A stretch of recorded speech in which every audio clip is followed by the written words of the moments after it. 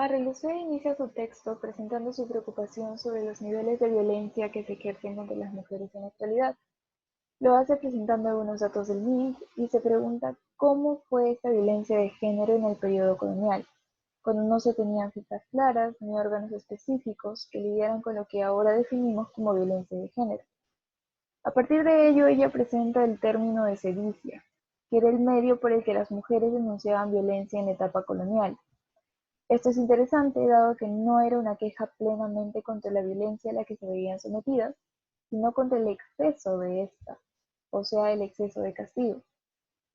Es así que Arrelucea se anuncia desde una posición interesada en entender la violencia de género desde una perspectiva histórico-estructural vinculada a la diversidad étnica, socioeconómica, cultural, entre otros, que se veía plasmada en las relaciones de pareja entre africanos y afrodescendientes, libres o esclavos, en Lima a fines del periodo colonial, que es a lo que se dedica a investigar en su artículo. En esta línea, su pregunta principal era saber sobre si era posible hablar de amor y familia en el caso de personas esclavizadas. Así, Arrelucea tiene claro que la violencia fue parte de las estructuras de la sociedad y éstas se reforzaron más con la esclavitud. Es ahí donde observamos las relaciones de poder y su ejercicio de superiores e inferiores, o sea, de dueños a esclavos.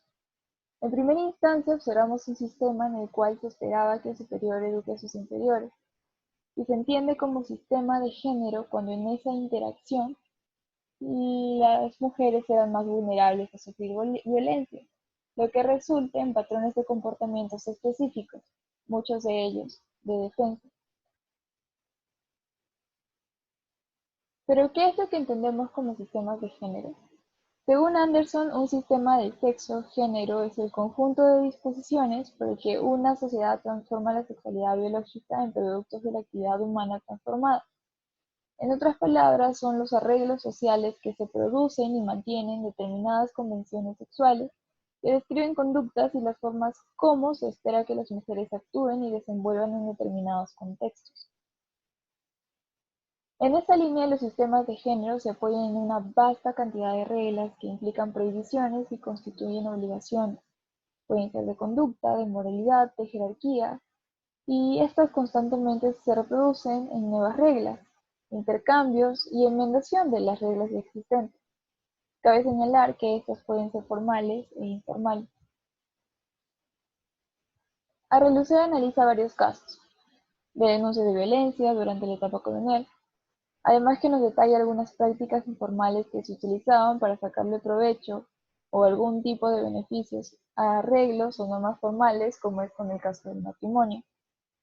Es así que ella analiza los expedientes de las quejas y demandas presentadas al tribunal eclesiástico de la época, abordando directamente el tema del matrimonio y de las familias esclavizadas, haciendo énfasis en las relaciones afectivas y sexuales. Es ahí donde se encuentra con algunos sistemas de género inscritos a los marcos de la esclavitud. En principio, los esclavos podían casarse libremente, ya que la corona y la iglesia tuvieron una política claramente favorable hacia ellos. Además que existían leyes que en cierta medida los beneficiaban si contraían matrimonio, aun cuando eran esclavos. Los sistemas de género de la época salían a la luz alrededor del uso de la protección eclesiástica como arma legal. Algunos ejemplos donde se aplicó este tipo de uso de las leyes era cuando las mujeres esclavizadas casadas con esclavos, a pesar de ser propiedad de sus amos, al contraer matrimonio se asumía que estos también le pertenecían a sus maridos. Enfrentaban mayor desigualdad y subordinación.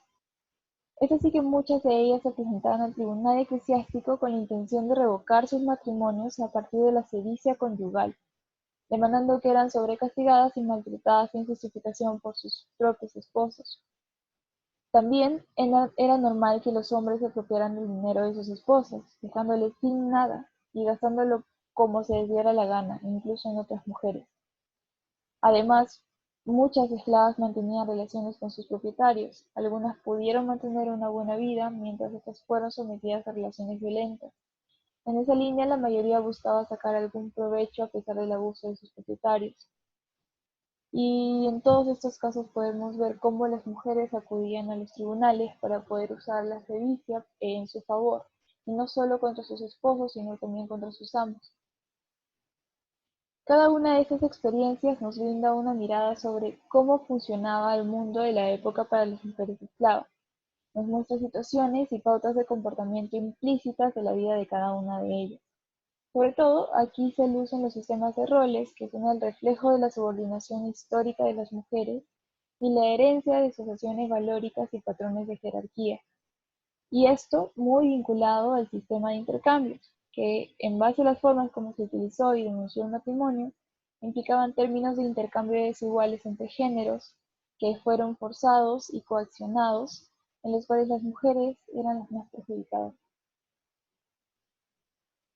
A partir de esto, la primera pregunta es, ¿desde dónde se enuncia ReLuCea y cuáles son sus argumentos sobre los sistemas de género en el Perú a propósito de los casos revisados?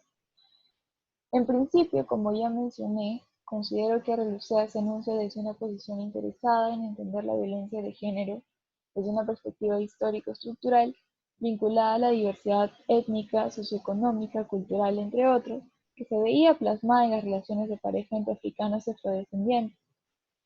Es así que, en base a los casos revisados, ella hace énfasis en las estructuras que determinan comportamientos, acotando importancia a los roles de género que se valorizaban de forma desigual e injusta, lo que perjudicaba y limitaba a las mujeres aún más, ya estando en una situación de vulnerabilidad siendo esclava. Así, según ReLuCea, la violencia de algunos hombres podía ser contenida por leyes e instituciones públicas, esto por medio de las sedicias, por ejemplo, pero lo era de manera más eficaz por la Iglesia, y eso se demuestra en base al papel del matrimonio en la mayoría de sistemas de género que se pueden identificar. Así, la violencia sobre las mujeres en el espacio doméstico debe ser entendida en un marco de violencia estructural de la sociedad colonial, en la que se ejercía un dominio físico sobre el cuerpo de las personas consideradas inferiores. La segunda pregunta es, ¿cuáles son los debates en torno al género y la sexualidad que la autora recoge y en qué medida crees que contribuyen a analizar el caso planteado? Bueno, en principio el libro abre el debate en torno al género en función a cómo se lo ha estado utilizando para matizar e interpretar la historia. Esto en línea que a veces malentendemos la historia de género como solo historia de las mujeres y creemos que todas las mujeres son iguales, cuando no es así. Las mujeres son diferentes de acuerdo con la clase, con la región donde vivían, el espacio y el momento que les toca vivir.